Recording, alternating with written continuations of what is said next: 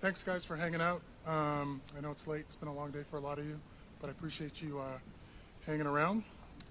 Before we open with questions, I just want to take a moment to address the Billy situation, and I'll talk about the draft and the team going forward.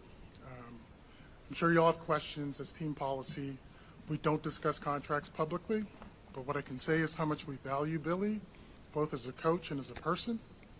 He's a Hall of Fame coach who brings a steady presence and deep commitment to player development that helps reestablish our style of play. He's someone who sets the tone in the building every day with how he shows up, how he communicates, and how much he cares. You guys work with him every single day, and I'm sure you see it as well. Tonight, we drafted Noa Essengue, small power forward from France, and we're really excited about him. This past year, he played for Ulm in Germany. He's the second youngest player in the draft. He's a skilled power forward who has the ability to score the basketball. He's excellent in transition, and he can play well above the rim. He's got great hands, and he's got great feel for the game, and we're looking forward to welcoming him to the Chicago Bulls family. We've said it before, but it's worth repeating. We are in transition.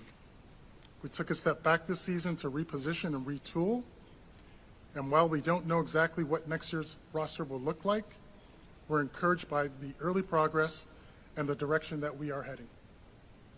Over the next 18 months, through the draft tonight, free agency,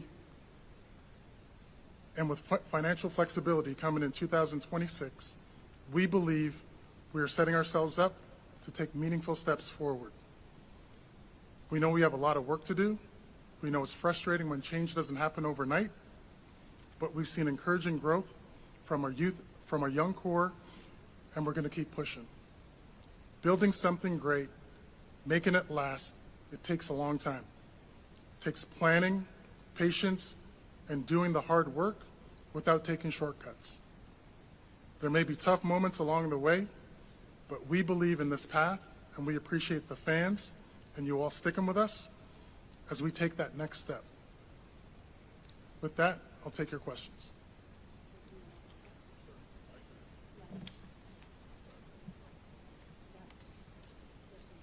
Hi, Mark. Casey Johnson with Chicago Sports Network.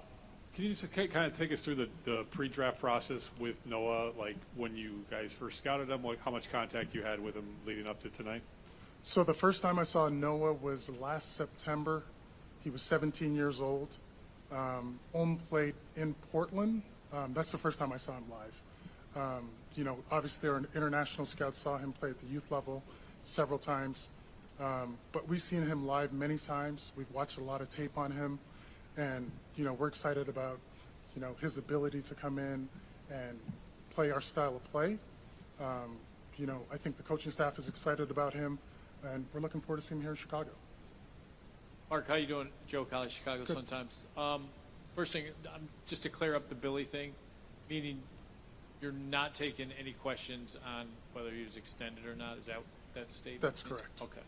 The second part with Noah, how much, before that, leading up to that pick, how much talk was there about trying to move up? How much was there as far as you guys manipulating things to, or were you guys fine at 12 and that's the guy you guys mocked and thought that you would get? We looked at several options, both moving up and moving back. We were in contact with 3 or 4 teams prior to us, but as we kind of saw the board coming down, when it got to 10 and 11, we felt comfortable that the player we wanted was going to be there for us. Drew Stevens with the Bigs.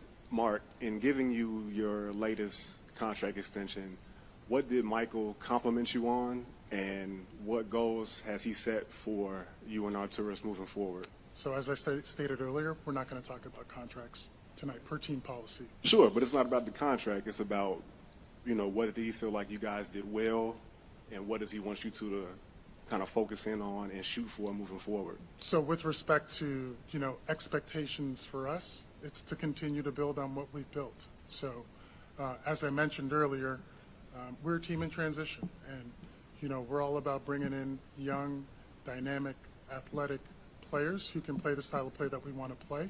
And I think at the end of the day, if we continue to do that, we're going to build a team that's going to compete on a nightly and yearly basis.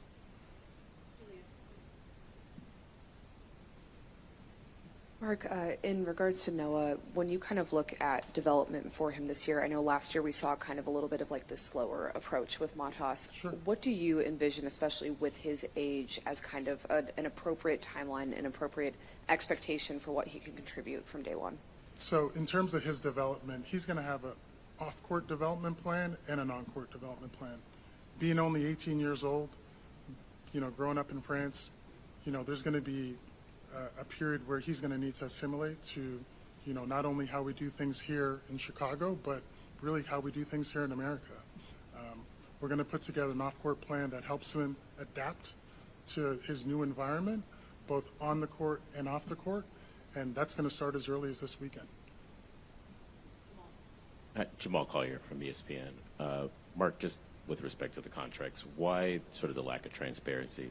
Both Billy and kind of you and Arturis, is why show the lack of transparency about discussing that? Again, it's just team policy. You've been here longer than I have, and that's always been the case. It's something that the team just doesn't comment on. Cody Westerlund with The Score. I think you got 12 players under contract. If you re-sign Giddey, I think that's 13. So with that kind of as the basis, just how much roster turnover do you guys expect to have this offseason? So we're going to look at we'll look at the second night of the draft tomorrow night. We have 45. We need to make a decision of whether we're going to select that, pick or not.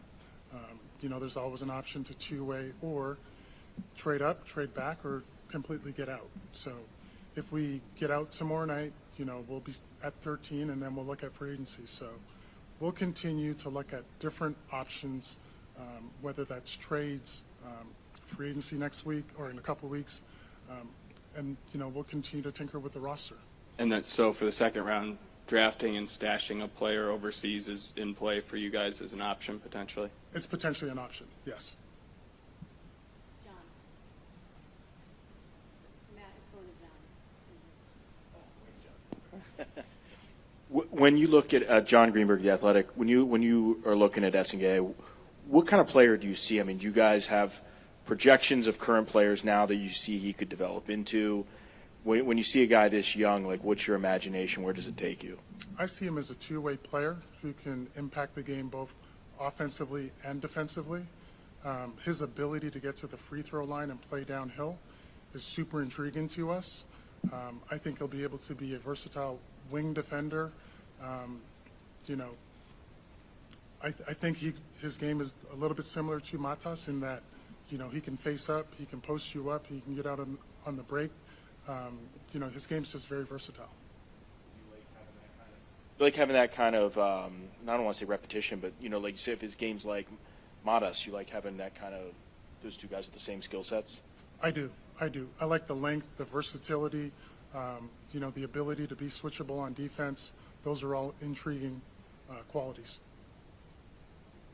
I know you talked about the process you guys have sort of to build the team out, but I was curious of what your takeaway was from watching Indiana and watching the way the run they made to the finals. They're on a team with a bunch of superstars and such, made this run, and then the injuries that have kind of happened at Tatum that opened up the East and such. Just what do you take away from the way the playoffs, does that make you guys inclined to be more aggressive or inclined to change a plan when you see how the conference shapes out?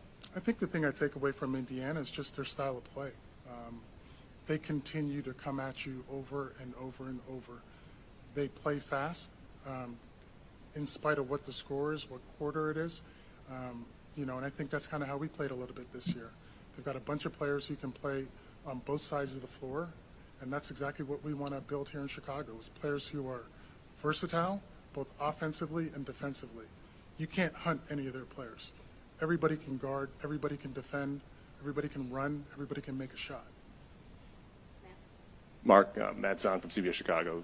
Jamal touched on it a little bit, but does the fact so many injuries in East, it seems like the conference is a little more wide open. Does that change at all the way you attack this offseason, feeling like there's almost a window open at this point? There's definitely, more opportunities for teams to take a jump. There's certainly teams who have taken a step back. I think for us, we need to remain diligent and pragmatic about how we build this. We don't want to skip steps. And I think sometimes when you do skip steps, expectations kind of build and you make mistakes. And I don't think we want to do that. Will Gottlieb, CHGO. Just on that, in terms of timeline and process, how do you kind of view the timeline of where things are headed in terms of getting back to a point where you're maybe in the playoffs, in earnest, or in the top four? Is that going to be something that you think is going to be like a more, multi-year process, or is that something that you think you're going to try to kind of get to more rapidly? I think we're just going to continue to focus on player development, and we've established a style of play offensively. I think the next iteration of this is really identifying who we are defensively and how we can improve. For our young players, I'll use Modest as an example. Modest, second half of the season was terrific. I think everybody in the room would agree. How does he now respond to being on the scouting report? What is he doing this summer to work on his game, knowing that he will be on the scouting report? And I think to a man, everybody on the roster needs to take that type of mindset. How do I get better this summer? How do I continue to support my teammates? And I think if that's the mindset, we're not going to put timelines on it. I don't think that's the approach. Mark, Joe Colley, sometimes again. I know you brought up the Pacers, and not that there's a comparison. One of the things you said is you can't hunt guys on their team. Your team, there's guys that can be hunted. That was shown by Miami. That was shown. So, A, how big of a concern is that? And B, the question I've asked for the last couple of years, you guys keep talking about, building depth, but at the end of the day, you still need that dude. Where are you guys going to find that dude? It just seems like you guys don't have a plan to land that kind of guy. I think there's different paths, Joe. I think, internal development is the way we're going to attack that. I think if you look at, somebody like Modest last year, nobody thought he would finish the year he did.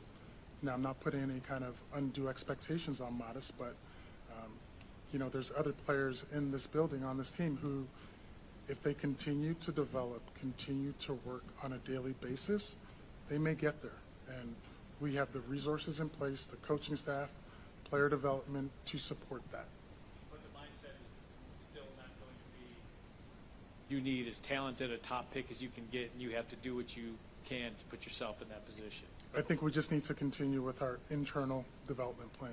And, at some point, you're going to be able to turn that. And I don't know when that is or what that looks like.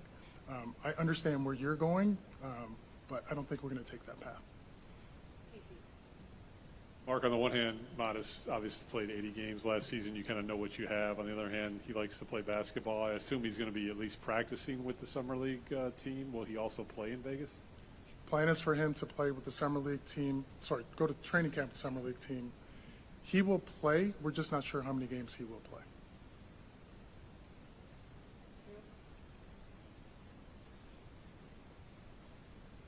Mark, have you guys hired a new director of player development or a shooting coach?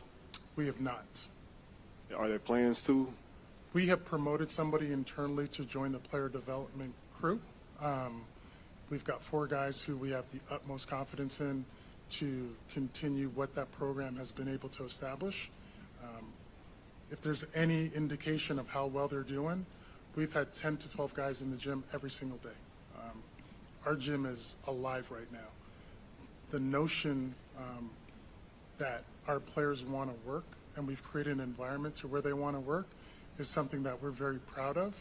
Our gym is busy every single day, and it's a direct reflection of Billy's guidance overseeing that player development department. And, I'm really, really proud of what they've done this summer.